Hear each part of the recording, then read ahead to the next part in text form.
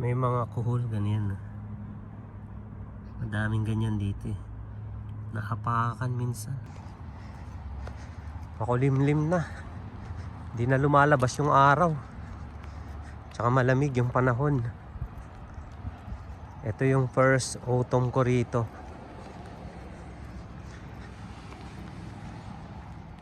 May mga dahon na nag-iiba na yung kulay. Katulad nito. Ano, medyo nalalanta na yung iba. Tsaka nag-iiba na. Ayan. Yan yung tsura. Ito ganyan na rin to. Ay, nalalanta na sila oh.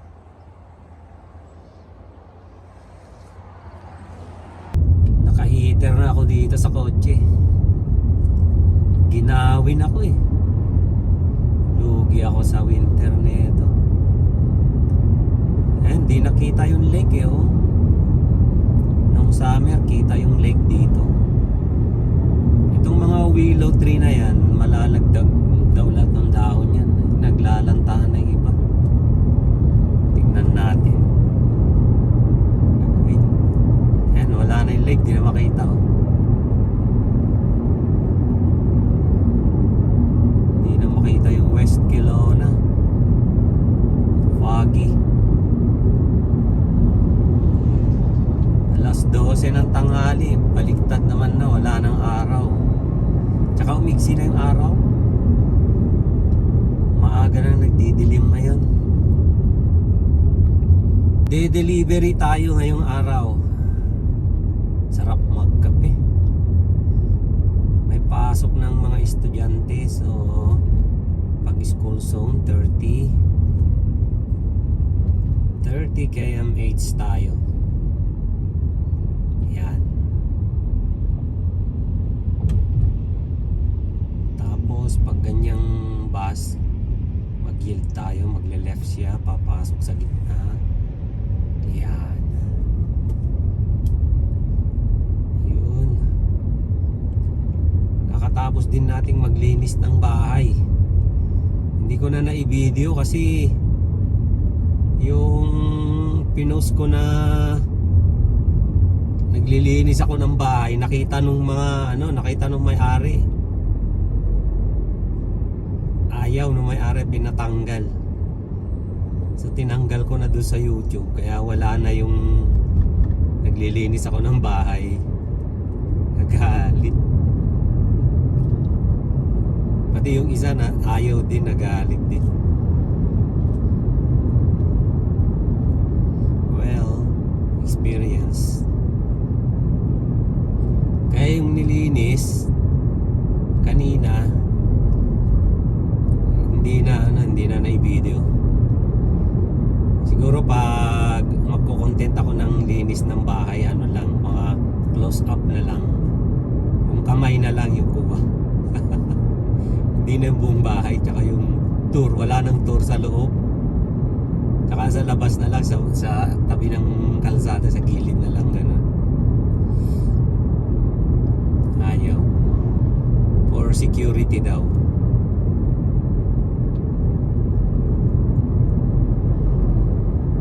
Sarap mag-drive oh.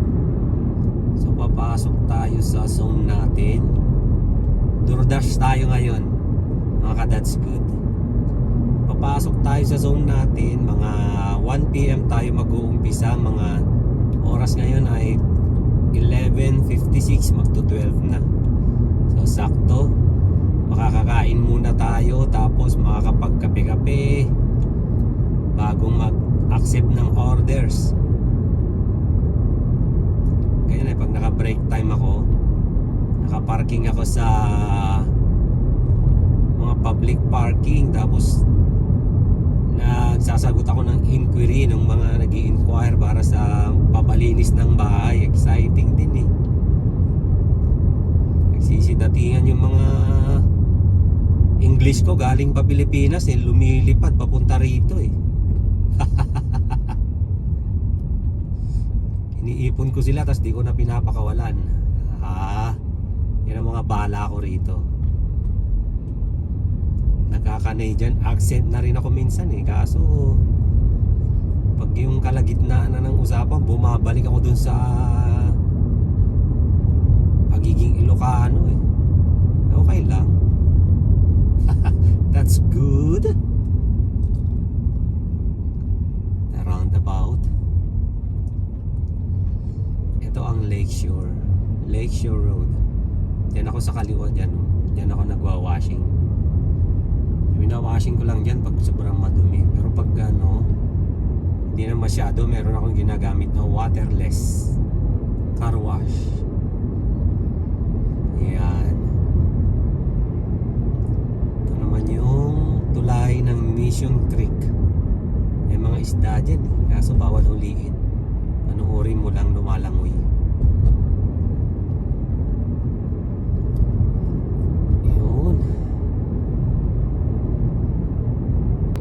Mga bahay dito may may parang alarm. Yung pagpasok mo pa lang sa gate, yung papalapit ka pa lang sa bahay, nakikita ka na sa camera. Alam na nila kung sino yung dumarating. Dito pa naman naka-biometrics yung tao. Parang ako, naka-biometrics ako rito eh. Kikita nila yung hugis ng mukha mo, malalaman nila yung details mo. Yan yung parang pinaka-national ID mo kumbaga eh. Makikilala nila kung sino yung lumapit sa bahay. Kaya delikado rin yan yung nagpo-food delivery, nagde-deliver ng pagkain, tapos namali yung pinuntahan mong bahay, pumasok ka sa maling gate, compound. Yun, delikado yun. Kaya pag nagde-deliver ako ng pagkain, sinisigurado ko yung number. Pag di ko makita yung number, tinatawagan ko yung de-deliveran. Sinasabi ko na hindi ko makita yung number niya, baka pwedeng lumabas siya. Hindi ako papasok pag hanggat di ko sisigurado na yun yung bahay. Delikado mga, that's good. Mahirap na, di ba? Yung iba pa naman may baril dito. Biglang barilin sa ngala-ngala, di wala na.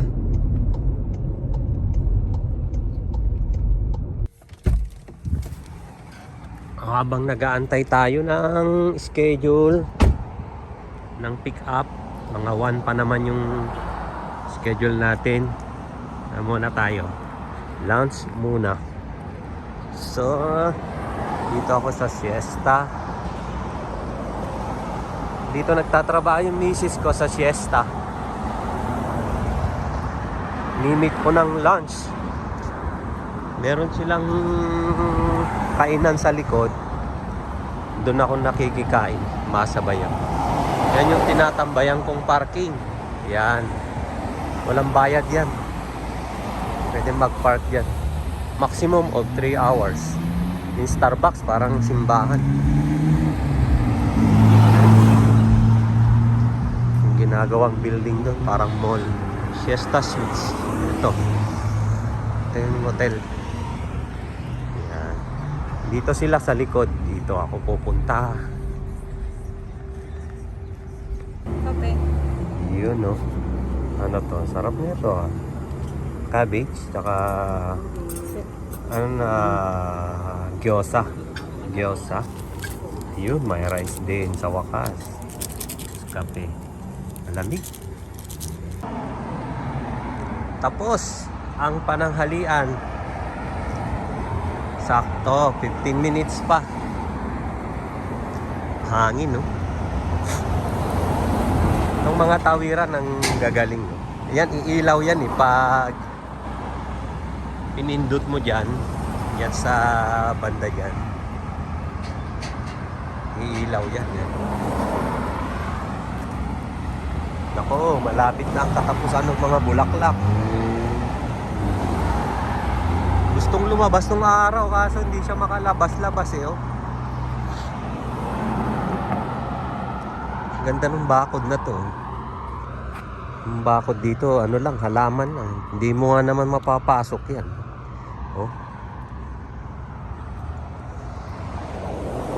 Liquor store. Daming liquor store dito. Daming palainom.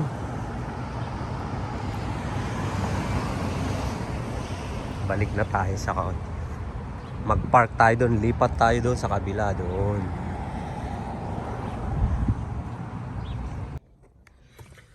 Punasan nga muna natin, malikabok. Alikabok ng mga ano to eh, pollen. Wala, bihira naman yung alikabok ng ano rito, ng lupa. Mga pollen galing sa mga ano, bulaklak. Ayun. Tapos on na natin. Ayan. Buksan natin yung app natin. Mag-aantay na ng ano yan.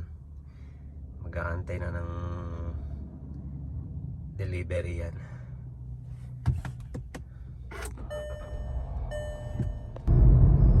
Yun, nagde-deliver na tayo mga, that's good. Kaninang umaga naglinis tayo ng bahay. Ngayon naman food delivery tayo. Lumabas din yung araw. Ayan, maliwanag ngayon. Ewan ko lang kung dito lang banda. Nandito ako banda sa ano eh, northern part ng Kelowna. So magde-deliver tayo sa Glenmore area. Use any lane to turn left onto Glenmore Drive. Ganito yung panahon na maganda eh. Hindi mainit, hindi malamig. Ito sana, medyo uminit. Kakaiba yung panahon, tinanggal ko yung jacket. Kanina ang lamig. Tapos biglang uminit. Ewan ko, baka dun sa amin ang bundok kasi dun sa amin eh. Mga southern part ng Kelowna. Dito tayo sa northern part. Yung bundok nila. Use any lane to turn left onto Glenmore Drive. Bundok dito, walang ano eh. Pine tree lang yung puno. Wala nang iba. Love is real. Real is love. Love is wanting to be loved. Mag-deliver tayo sa West Kelowna. Ang isa pang maganda rito sa Kelowna, dito sa Canada, particular dito sa Kelowna, walang pakialamanan yung mga tao. Kahit mag-jogging ka dyan ng nakahubad, maglakad ka ng naka-two-piece, kumain ka sa restaurant na naka-swimsuit, okay lang, walang pakialamanan. Magmariwana ka dyan sa gilid, okay lang. Kasi dito legal ang marijuana eh. Hindi ko pa alam kung ano yung mga patakaran, pero marami ditong cannabis store. Pwede kang bumili ng marijuana. Tapos In 600 hitin mo meters, dyan sa take the gilid. west side road Wag lang exit. wag ka lang makakaperwisyo ng iba. Hindi ka papakialaman. Tapos yung kotse mo, sounds ka, okay lang. Basta hindi ka nakakaperwisyo. Kakaiba nga rito eh. Ang dami kong Take the west side road exit, parang then keep right at the culture shock fork. ba tawag doon? Kaya masaya. Keep right at the fork. Parang mga dealership. Ang daming dealership ng kotse rito. Lahat yan. Dealership lahat yan. Mga binebenta, mga pre-owned, mga brand new. Halo-halo na yan. Bilis kasing ano rito. Bilis makakuha ng kotse. Saka madaming mura lang. Ayan o.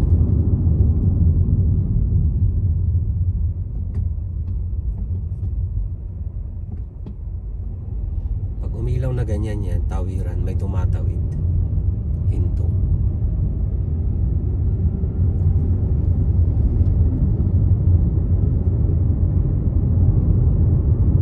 In 300 meters, turn right.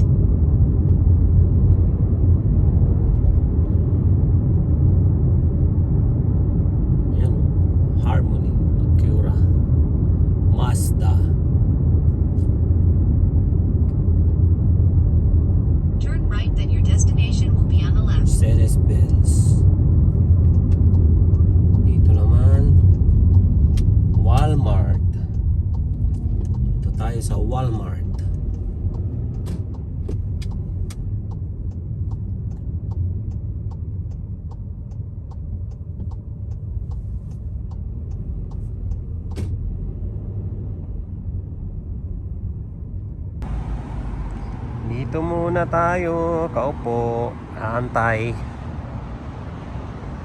Pick up ng Walmart. Ayan. Walang Ayan, may isa rin. Ganda nung mga Miata, oh. Mga MX-5. Tapos may Mustang. Ito naman mga Honda, Nissan, halo-halo, mga pre-owned, Mini Cooper. Tayo sa south banda ng Kilona. Ang ganda rito. Tanaw mo yung lake pag nandito ka. Dahil pang ginagawang bahay, oh. Pausog ng pausog sila rito sa bundok. Ayan, no? Ang lalaking bahay. Lake view. Eh, mga mahal, mga lake view. Kasi ayun yung lake, oh. Ayun. Hindi nga alam makita dahil pagi yata yung tawag yun. Hindi ko alam. Yun, oh. Yun, maisingit ko na nga rito. Kasi may lisensya na pala ako. Mga isang buwan na yung lisensya ko. Hindi ko nahanapan ko kung saan ko may sisingit. Dito na yata pwede na rito. So nakapasa ako ng road test ko nung last month sa ICBC. Tapos binigyan na ako ng class 5 driver's license ko. So inantay ko lang ng mga 1 week. Tapos pinadala na yung lisensya ko doon sa address, doon sa mailing address ko. Medyo kinabahan ako doon sa road test ko na yun. Mga 45 minutes yun eh. Pero magaling yung yung examiner. Nawala yung kaba ko kasi siya parang ewan ko, naramdaman ko lang na parang gusto niyang makapasa ako yata, parang gano'n. Mga dahon, no? Naglalaglagan na, oh. Kasi yung unang road test ko failed eh. Tapos after 14 days road test ulit ako. Ayun, pasa ko na class 5. So kung class 5 ka, yun yung parang pagkakaalam ko katumbas nun ng ng professional driver's license sa Pilipinas. Kasi bago ka mag class 5 dito, meron pa yung novice.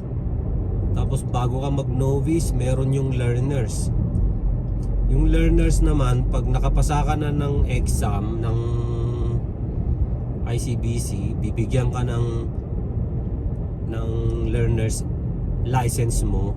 Kaso hindi ka makakapag-drive mag-isa. Kailangan may kasama kang class 5 para makapag-drive ka. Tapos after 1 year, novice ka na. Mag-a-apply ka na ng novice license.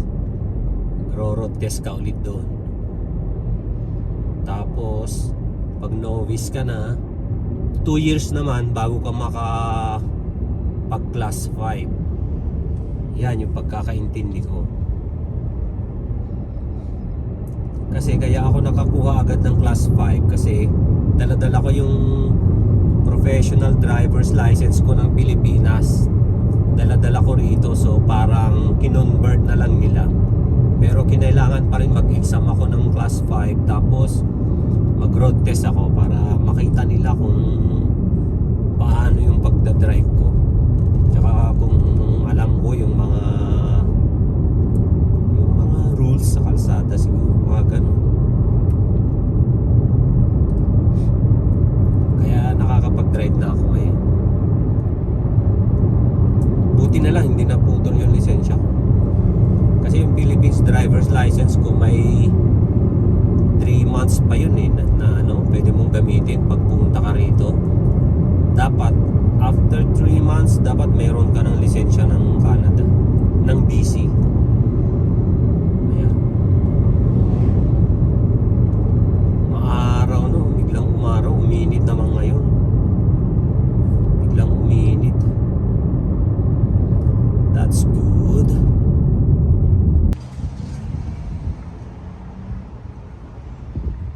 kaya itsura dito sa winter?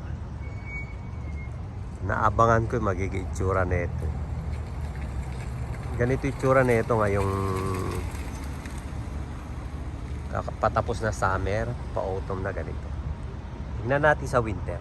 Love is real.